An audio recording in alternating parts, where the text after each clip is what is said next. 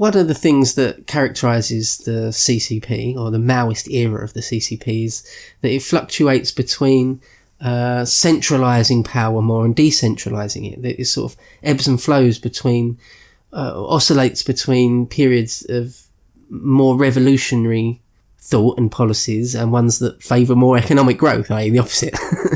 And they oscillate along with Mao's complete control of all policy. He mainly has complete control of all policy, but not always. So between 1953 and 1957, there's the first Chinese 5-year plan, which of course they're just stolen from the Soviet model. And it isn't massively revolutionary. I mean, they're not sort of forcing people onto collective farms or anything yet.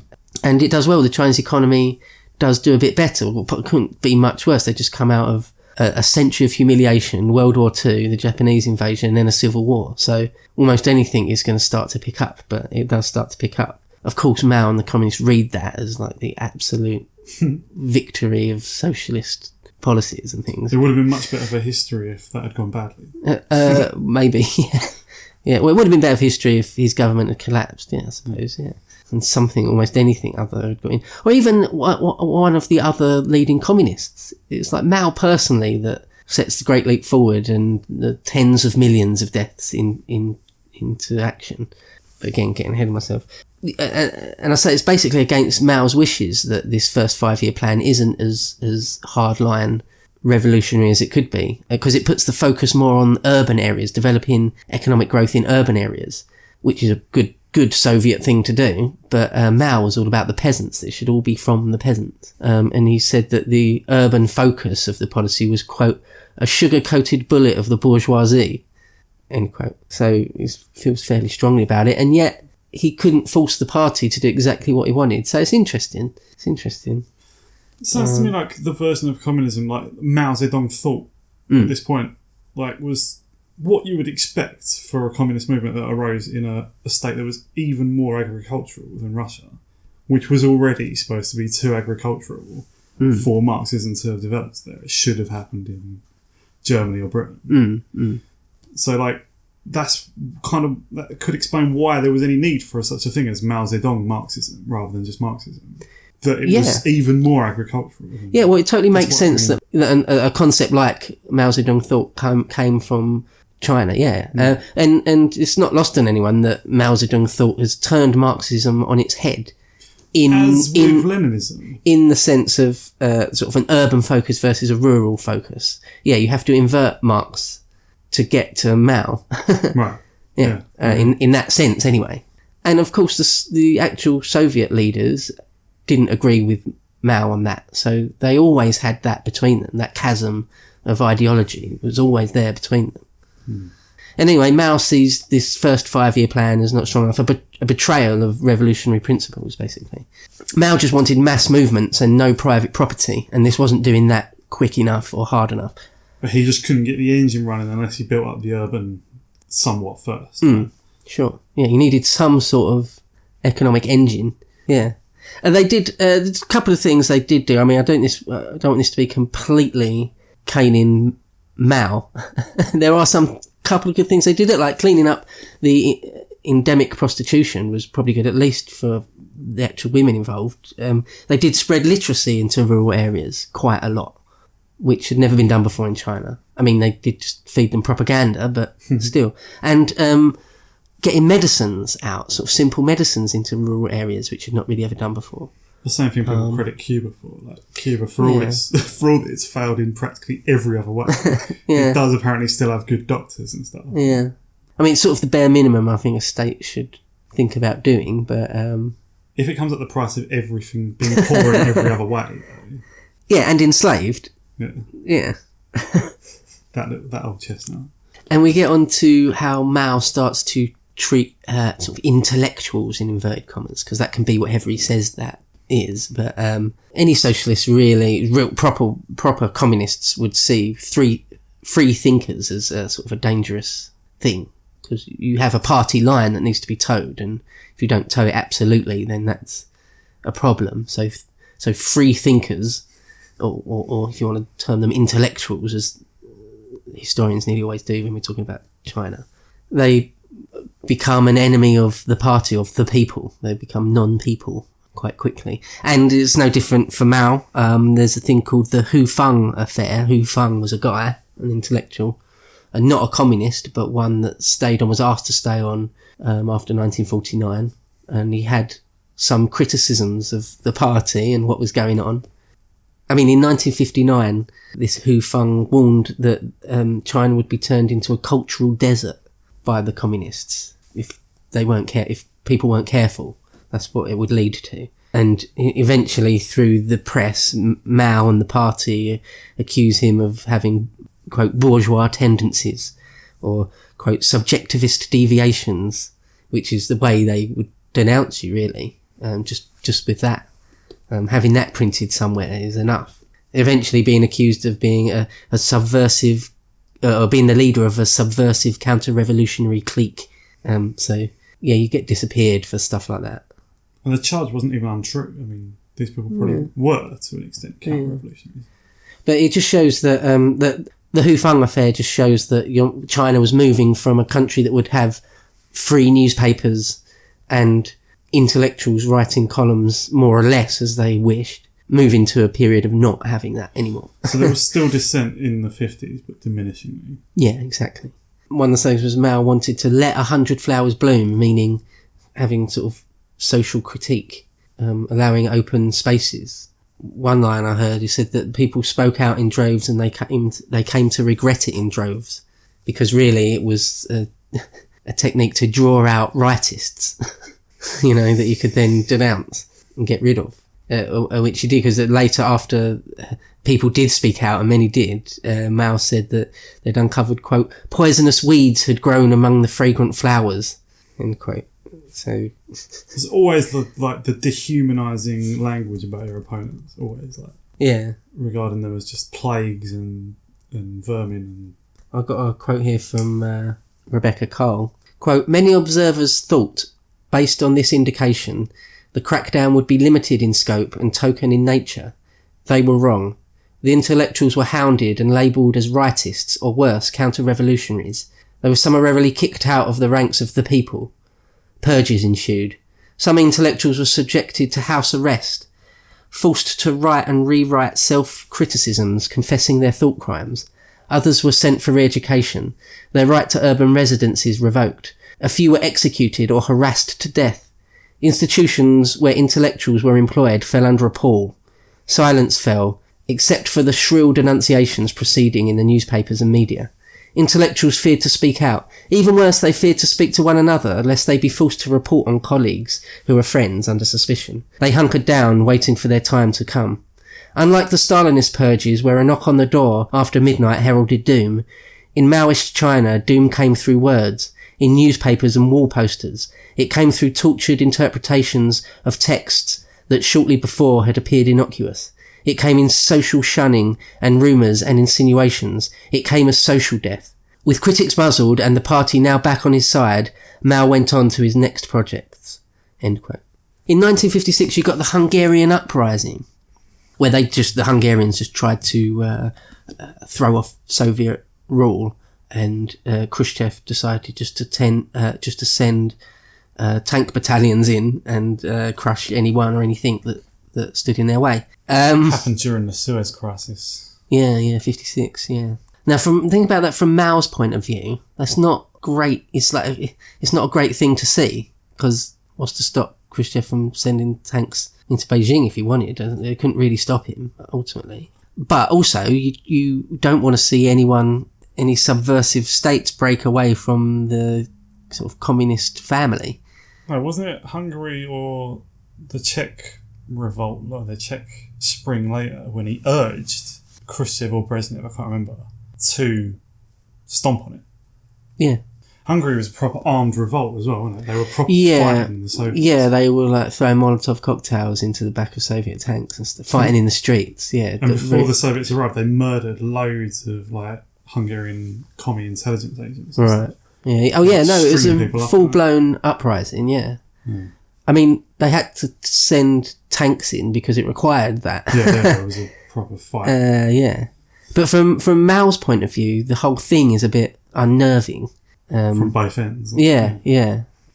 So Mao sees his control over the party getting tighter after the 100 Flowers Bloom period.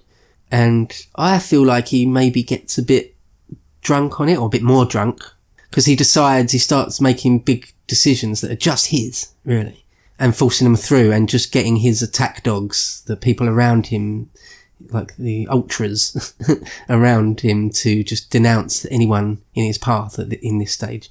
And he unleashes what's called the socialist high tide, or some historians have called it the little leap forward, where it's just a stronger push into sort of communal farms. It's not like the full-blown program of forced collectivization. Yeah, it's not trying to bring about full communism yet, but it's just a further push into collectivization.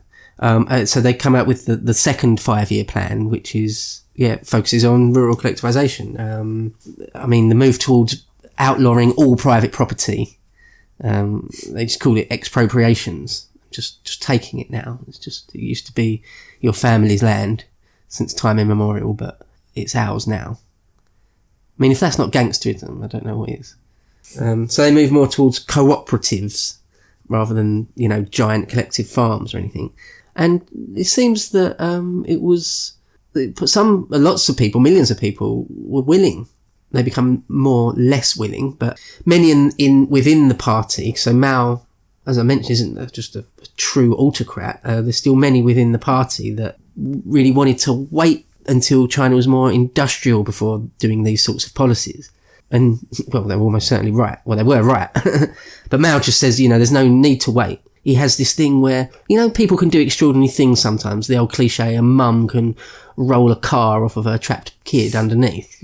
People can do extraordinary things sometimes, Mao had this thing just on the collective scale, on the grand scale, just the Chinese people as a whole. If you really push them, will just be able to achieve anything almost. He has that idea. It's a disastrous kind of madness. Yeah. Well, it's just not how the world works, is it? He just thought the sheer number of people was all that mattered, really. Just enthusiasm and sheer numbers. And as I mentioned, some of it was actually successful at the very beginning. And he saw this small amount of success, this small uptick in, or relatively small uptick in sort of grain production and things, as a tidal wave. He saw it as this great success. If we just do it more and harder and deeper, it's going to be better. Simple as that. And again, that's not really how the real world works a lot of the time, is it? So Mao said this at the time, quote, "A high tide in the new socialist mass movement will soon sweep across the rural areas and throughout the country. Some of our comrades, however, are tottering along like a woman with bound feet, complaining all the time about others, saying, 'You're going too fast, you're going too fast.' They are given to excessive nitpicking, unwarranted complaints, endless worries, and countless taboos, and take this to be the correct policy for guiding the socialist mass movement in the rural areas. No, this is not the correct policy. It is a wrong policy." End quote. Now, of course, history proves him to be entirely wrong, but that's what he said at the time, and he had more or less complete sway over the party, so end of story, really. And more than that, he, in his speeches and his writings, sort of refers to the party as something completely different to him, and that the party is in some way becoming, or could be, an enemy of the people. And he is one of the people, of course. Right. And even though he's the head of the party and in complete control of it already, he sort of talks about the party as a third party. It's him and the people against the party. Yeah.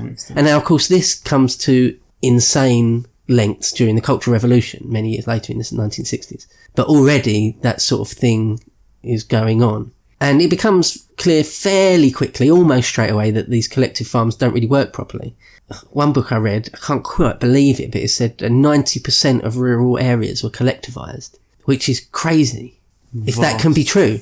Vast area, vast number of people. And, one of the things is, at least at the beginning, I don't know if people were duped into it or whether they believed the line, but Mao was always quick to say how the Soviet collectivizations of sort of Belarus and Ukraine and stuff, how bloody and terrible that was, and how we didn't have to do that. We did it right, sort of thing. But of course that's a lie, that people were forced into collective farms. They were forced, but did it take a lot less killing? A lot less, yeah. Yeah, millions of people weren't killed in the process of doing it, getting them to collective farms. Yeah, so it was different. But some were. I mean, it was only at the very beginning when there seemed to be a tidal wave of enthusiasm for it. But it was different in that respect. Obviously, when Stalin did that to the Soviet Union, he had to fight a war, really. Yeah. An internal war that killed millions. And their war comes, but it's in the form of the Great Leap Forward, I suppose you could say.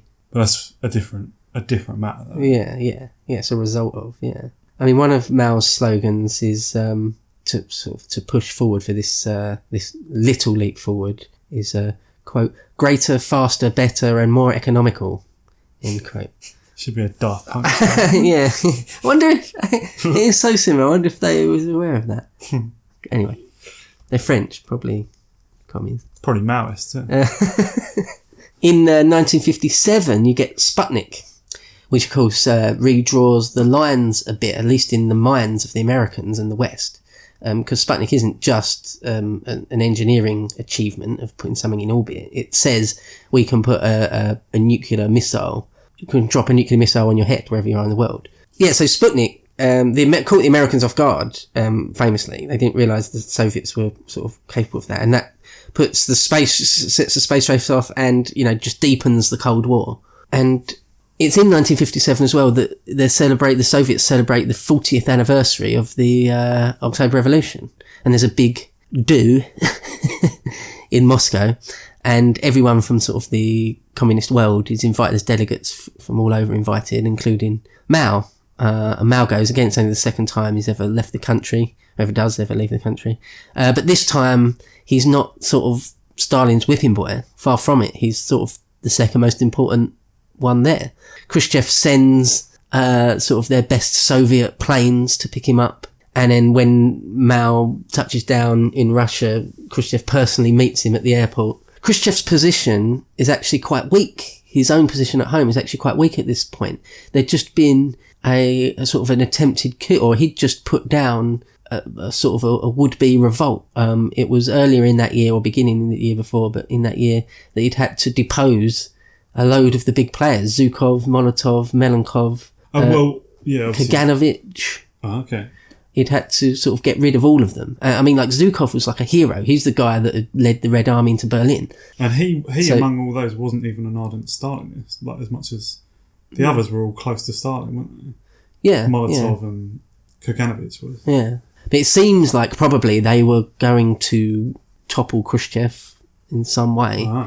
So then Khrushchev had to sort of his consolidation of power after Stalin's death took a few years, didn't it? I think Malenkov was the last major. So Stalin dies in 1953, and we're talking about 1957. Yeah, and it took him, I think, 3 of those years to really make himself numero uno. Well, I mean, we're talking about the fact that he's still not completely numero uno. Okay. But by this point, in the 40th anniversary, 1957, when Mao turns up, he is. He now is, right. But he's only just done it, so.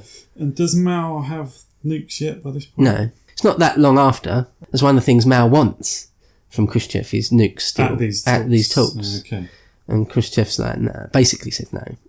You're under our umbrella. That's all right. Mao, again, sees the wonders of Russia even more. There's like an even bigger parade. Missiles by this point? I don't think so. I might have done. It's right then. I mean, Sputnik, I doubt it actually. I wouldn't have had ICBMs because it's right then.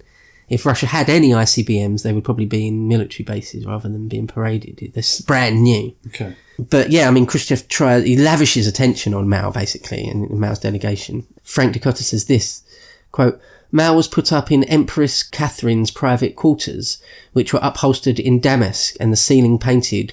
The entire west wing was extravagantly furnished, with tall columns topped with bronze capitals, walls draped in water silk or panelled in walnut, gilded stucco on vaults and thick carpets throughout. Mao seemed oblivious to it all and used his own chamber pot. End quote.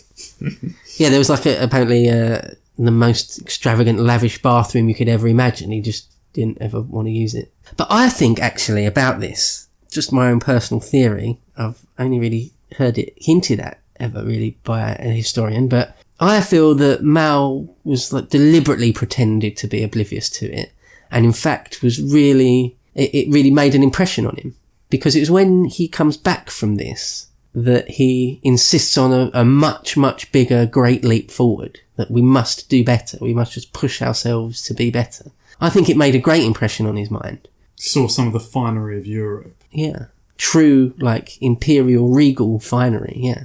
It was at this meeting that Mao makes a big or sort of famous-ish speech. Just out of turn, he just starts making a speech, a monologue. He doesn't even get up. He still just sits down. All these things are really rude and out of place. And he just starts making just this long rambling monologue. At a meeting with everyone, with all the top leaders of the Comintern, of the communist countries of the world, including Khrushchev. And apparently, like, he turns to Khrushchev and just starts lecturing him like he's a teacher, and Khrushchev's the pupil. And he's like really cryptic and just talks about, just using metaphors about like lotus leaves and like the west wind and the east wind and all that sort of thing. It's even mentioned, I think, in World at War, because he mentions the possibility of a World War III. Like, it's sort of saber rattling in a way. He says, you know, if there was a World War III, sure, couple billion people are going to die, but then capitalism will be crushed, and in a few years, those few billion people will be back again. He's like as flippant as you could possibly be about the possibility of a World War III. But, yeah, and of course the snub, if you like, isn't lost on Khrushchev. And one of the things when Mao, what makes me say about the Great Leap Forward and the impression that this second Russian trip might have had on Mao's mind, is that one of the things Khrushchev had done in a keynote speech, I think the year earlier, or earlier that year anyway, Khrushchev had claimed that Russia was so great, that the Soviet Union was so great, that soon they would overtake the US in the production of everyday things like meat and milk and butter. There's that famous clip, isn't there? Khrushchev saying that to Nixon. Right, okay. I haven't actually seen that clip. Nixon's there as Secretary of State, I think, under Eisenhower. Is that right? Sounds about right. Well, no, he was Vice President under Eisenhower. But it's the right time. Right, he's there. Yeah, he's there in Moscow at a show. Yeah, and Dick Nixon was VP. Yeah. And it's from that Mao, when he comes back, Mao says that China will, in 15 years, produce more steel than Great Britain. And at the time, Britain was still considered one of the great producing nations of the world. So to be producing more steel than Britain was saying something back then. And take over America in 30 years in steel production. That was sort of Mao's claim. And to do it would require a great leap forward.